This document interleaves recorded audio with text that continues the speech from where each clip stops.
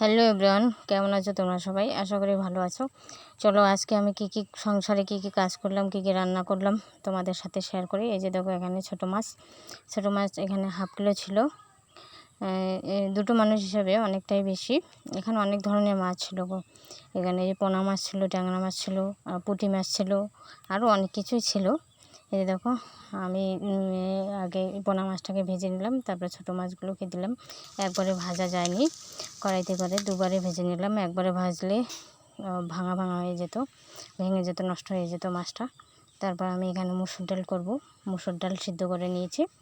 এটাকে এখন পেঁয়াজ, তারপর হচ্ছে শুকনো লঙ্কা, জিরে ফোড়ন করে তারপর এটাকে আমি ফোড়ন করে তারপর এটাকে আমি সম্বার দিয়ে নেব ডালটাকে।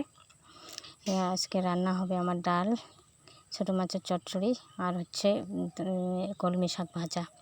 ছোটো মাছের চচ্চড়িটাকে অনেকে দেখি আলু দিয়ে কুচি করে কেটে তারপর হচ্ছে হাত দিয়ে মেখে রান্না করে, কিন্তু আমার হাজব্যান্ড কাঁচা মাছ পছন্দ করে না, তাই আমি ভেজে নিয়েছি। দেখো, আলু এখানে পটলও দিয়েছি দুটো, আমি কুচি করে এই যে মশলা দিয়ে কষিয়ে নিয়েছি এখানে। তারপর আমি ছোটো মাছ দিয়ে দেব। ছোটো মাছটা দেওয়ার পর একটু কষিয়ে নিয়ে তারপর আমি লাস্টের দিকে প্রায় হওয়ার আগে আমি সর্ষে বাটা দেবো। সর্ষে বাটাটা অনেকে দিতে তরকারিতে দিতে ভয় পাও, কিন্তু আমার সর্ষে বাটাটা দিলে আমি বেশি পরিমাণেই দিই, দেখে অনেকে ভয় পাও।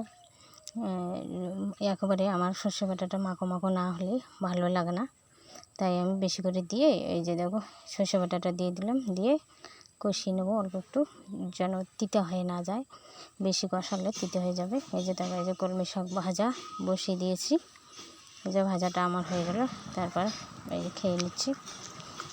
শাক ভাজা আর চচ্চড়ি দিয়ে আমি খেয়ে নিচ্ছি। ডালটা নিয়ে নিই। তারপর অনেকটা বিকেলের দিকে কাপড় শুকিয়ে দিয়ে দিয়েছিলাম, এগুলো গুছিয়ে আলমারিতে রাখছি।